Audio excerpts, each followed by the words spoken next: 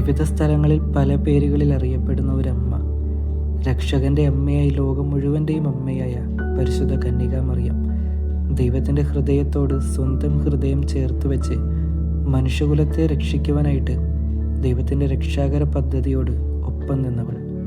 പരിശുദ്ധ കന്യകാമറിയത്തിൻ്റെ ജന്മദിനമാണെന്ന്.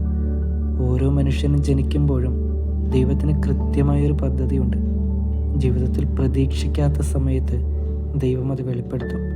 അത് സ്വീകരിച്ചുകൊണ്ട് ആ ദൈവിക നിയോഗം പൂർത്തിയാക്കാനായിട്ട് പരിശുദ്ധ അമ്മയെപ്പോലെ നമുക്കും സാധിക്കണം. യേശുക്രിസ്തുവിൻ്റെ വംശാവലി ഗ്രന്ഥമാണ് ഇന്നത്തെ സുവിശേഷത്തിൽ നമ്മൾ വായിക്കുന്നത്. രക്ഷകന് ജന്മം നൽകാനായിട്ട് നൂറ്റാണ്ടുകൾക്ക് മുമ്പേ ദൈവം തിരഞ്ഞെടുത്തതാണ് പരിശുദ്ധ കന്യകാമറിയത്തെ. ദൈവിക പദ്ധതിയോട് വിശ്വസ്തത പാലിച്ചുകൊണ്ട് ഇതാ കർത്താവിൻ്റെ ദാസി എന്ന് പറഞ്ഞുകൊണ്ട് പരിശുദ്ധ അമ്മ ആ നിയോഗം പൂർത്തിയാക്കുന്നു. ഇന്ന് അമ്മയുടെ ജന്മദിനത്തിൽ നമുക്ക് കൊടുക്കാൻ പറ്റുന്ന ഒരു ബർത്ത്ഡേ ഗിഫ്റ്റ് എന്ന് പറയുന്നത് അമ്മയുടെ മാതൃക അനുകരിച്ചുകൊണ്ട് ദൈവിക പദ്ധതി എന്താണെന്ന് മനസ്സിലാക്കി ദൈവത്തോട് ചേർന്ന് നിന്നുകൊണ്ട് വിശ്വസ്തരായി ജീവിക്കുക. ദൈവം നമ്മളെല്ലാവരെയും അനുഗ്രഹിക്കട്ടെ.